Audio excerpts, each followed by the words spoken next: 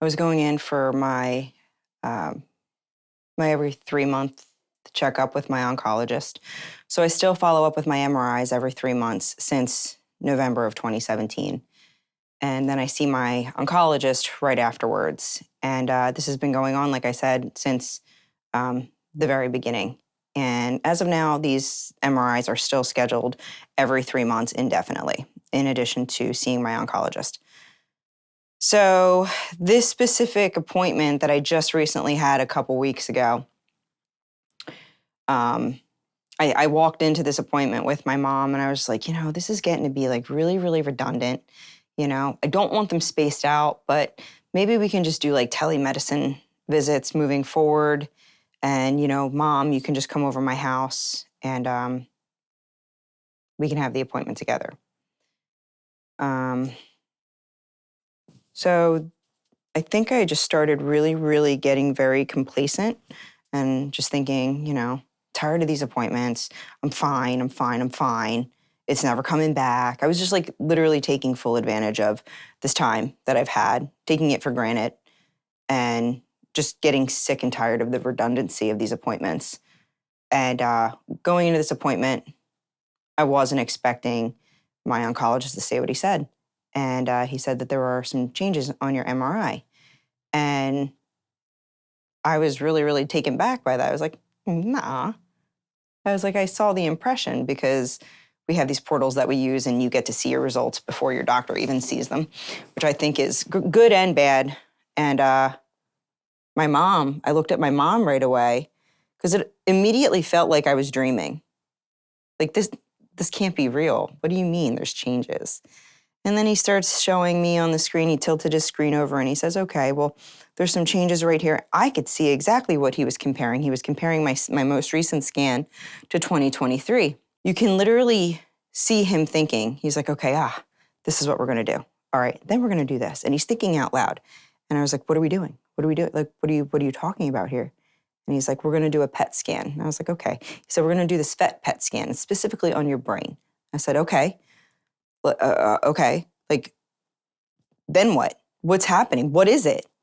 And he's like, I'm not sure what it is. It could be this, or it could be something as severe as this, or as mild as this, or nothing at all. And I was like, what do you mean? It can be something this severe or nothing at all. So immediately my mom and we just started crying hysterically right there in the office.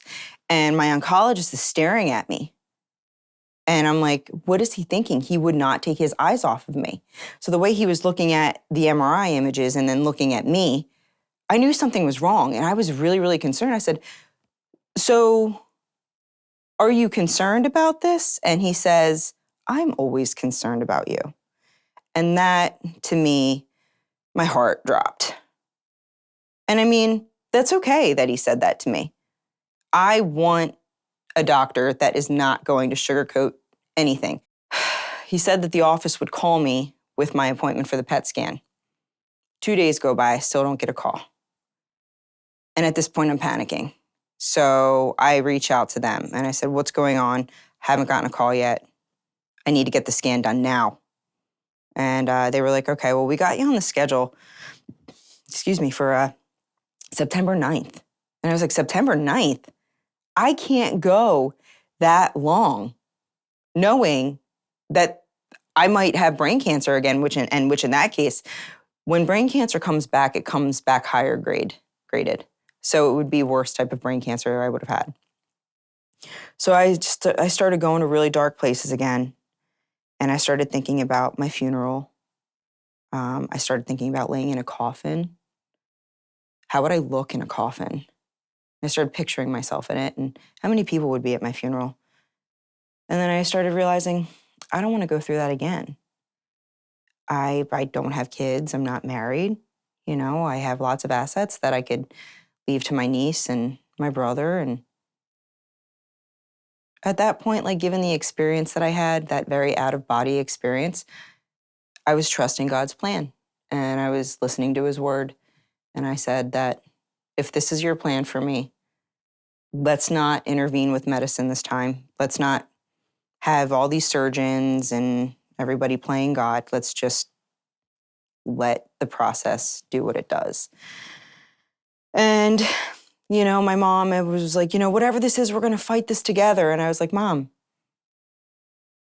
we're not going to talk about any of this. Because I hadn't told my mom that even if it ever does come back, I don't want to go through that again. It's not an easy road. I don't want to have my brain picked at again for the rest of my life. I don't want to undergo treatment. I don't want to lose my hair. I don't want to do any of it ever again because it really was not pleasant at all. So I finally was able to get through and they were like, yeah, we can actually scan you on the 3rd of the month. I was like, thank you. I had the PET scan and I kept checking my phone because I knew the results were coming through soon. And I finally saw the results and I'm reading them. I was like, this all looks good. Measurements are all the same. So I messaged his nurse really quick. I said, my results are in. Please have him get back to me ASAP. Within 5 minutes, he calls me. And he's like, I have really good news for you. You don't have brain cancer. And I was like, I fell to my knees. I was so happy. I just remember running in the house and telling my mom and my brother I don't have brain cancer again. And I was so thankful. I just dropped to my knees and I couldn't stop praying. But that truly was a wake-up call. And I'm just so happy that it wasn't the worst possible case scenario.